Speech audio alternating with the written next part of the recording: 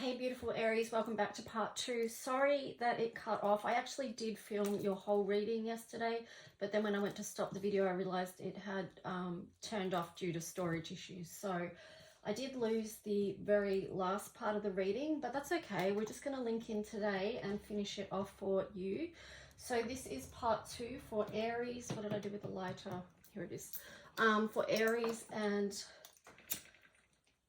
the collective in this no contact situation with Aries. So we just ask that the messages that come through be from the highest light and for the highest good of everyone connecting with this. And even though we're linking in with yesterday's reading and the energy from that, we also understand that today is new energy as well, and some things may have shifted as energy always does. So let's just get this finished off, Aries, and see what messages want to come through. So if you've just finished watching part 1, you'll get the idea of what was going on there. And now we're just going to see what the collective would like to say to you.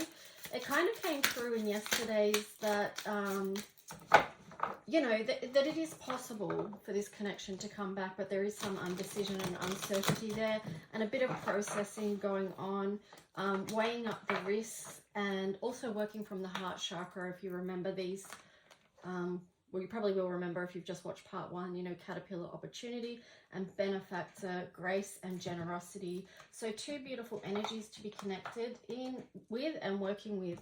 But let's just see what the collective would like you to know. The collective in the no contact situation. So they're wondering if you could forgive them in this situation. How could you ever forgive the mess I've made? My life is a mess right now. So yeah, I mean, their side did sort of show that they were trying to work through things and balance things out. So that makes sense. Yeah, and then they need to figure themselves out as well. And also they had hurt in the situation. So,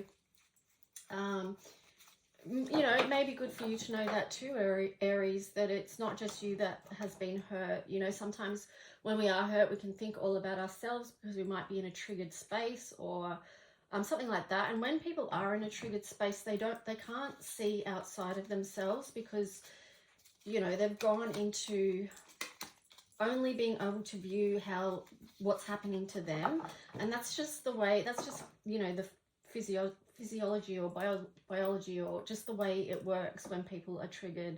So it's not actually anyone's fault, it's just what happens.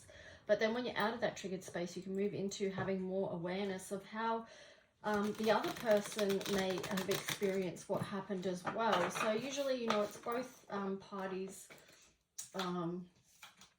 you know, that can do that. But yeah, let's see what Aries, what you want to share with the collective in this no contact situation. What would you want to say? Okay, let's just see. Oh, you got sexual desire there. So underneath, so there is you are still desiring that person and that connection with them, that physical connection. Will this ever change? So again, just an uncertain, wondering energy. The passion I feel is overwhelming. I don't know how to handle this. So that kind of links in with this, like it's a very passionate connection. Aries, you being a fire sign as well, that's not surprising. Will you leave me like the others? So there is a fear of abandonment here, underlying fear of abandonment. I am the man. I'm scared of rejection. Wow. Okay, so when these come up together, I always feel like this I am the man is like a facade. It's like a front. And then it sort of masks a vulnerability. So maybe some of you Aries feel vulnerable to show the fear that's underneath that you might have. And it does take great strength to be vulnerable and to show that, to feel safe enough to show that vulnerability to others. But yeah, so for cross watchers, you know, that's something to keep in mind as well. Like when you are seeing something like a front or, you know, a false front or masking of any kind, that can be just sort of protecting the vulnerability within that person. And maybe they're not feeling safe enough to share that aspect of themselves. And maybe they've had experiences earlier on. Oh, look at that. I don't even know how that card got there, but I was just going to say that, childhood trauma. Like maybe they've had experiences in childhood that when they were vulnerable, they were really heavily criticized, or that part of them was shut down. And because of that, it may have been in such a harsh way that they have never reopened that. So that's very deep, and this can impact a lot of connections and relationships. And it is sad, but you know, it's just like people have to, if they want to move beyond this, they have to recognize that and be willing to see the wounds, and like not just the wounds of what's in the adult self now, but taking it back. Okay, what is this original core trauma that is now playing out in my adult life? So yeah, that's that. But now I'm going to see I'm going to see what the final message is for you guys. Alright, so let's just see for Aries and the collective in this no contact situation, what other message wants to come through about reconnection or even communication? What's the outcome for this situation? The Hierophant. Yeah, so the Hierophant, so this one was sort of on the side too, so it's still showing an uncertainty around commitment.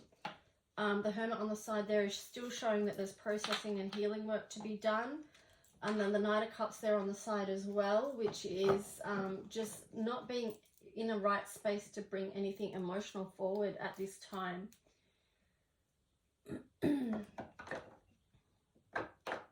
I feel like maybe that this Six of Swords on the side too is also around possible distance between you two. So it's not only the no contact, it's a physical distance as well, possibly for many of you. Okay, so King of Swords on the bottom there. So trying to get into alignment with truth.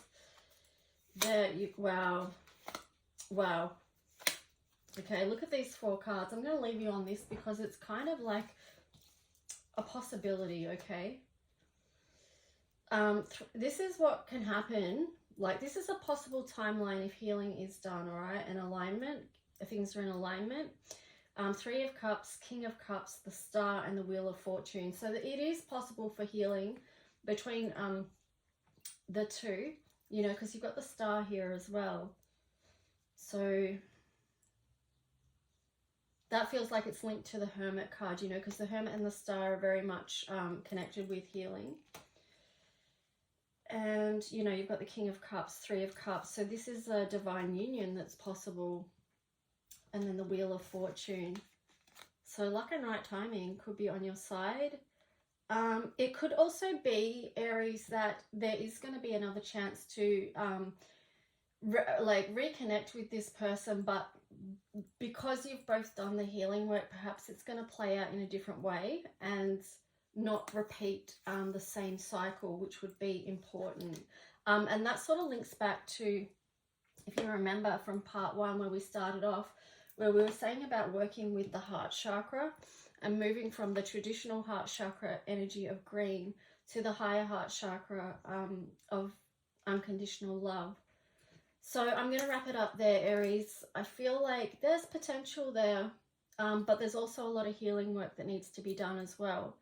And yeah, anyway guys, like and subscribe if you do. Please feel free to leave a comment, and I'll talk to you guys soon. Okay, bye.